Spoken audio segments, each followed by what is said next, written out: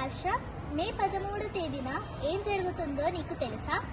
నాకు తెలుసు. ఆ రోజు సెలవు కదా? కాదు హర్ష, ఆ రోజు సెలవు కాదు. మన దేశవ్యాప్తంగా పార్లమెంట్లో ఎన్నికలు మరియు కొన్ని రాష్ట్రాల్లో అసెంబ్లీ ఎన్నికలు జరుగుతున్నాయి. అవును, అది నిజం. కానీ కొంతమంది ఎక్స్కర్షన్లని, ఔటింగ్లకని వెళ్తున్నారు కదా. మరి వాళ్ళని ఎట్లా మనము సందేశం చేయగలుగుతాము? మనము మన తల్లిదండ్రులకు ఈ విన్నపం చెప్పినప్పుడు వాళ్ళు వాళ్ళ మిత్రులకు, బంధువులకు మరియు వాళ్ళ మిత్రులకు, బంధువులకు తెలియజేస్తారు.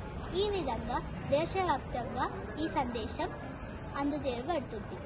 అవును, నువ్వు చెప్పింది నిజం. నీ ఐడియా బాగానే ఉంది. కానీ ఈ అవకాశం మనకి ఎవరిచ్చారో తెలుసా? అవును, డాక్టర్ బిఆర్ అంబేద్కర్ ఓటు హక్కును మన ఆయుధంగా తెలియజేశారు.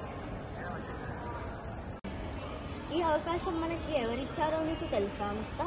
అవును, నాకు తెలుసు.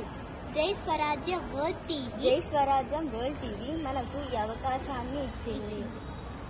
కావున వాళ్లకు మన షైన్ ఉన్నత పాఠశాల నుంచి విద్యార్థుల తరఫున ధన్యవాదాలు తెలియజేస్తున్నాను.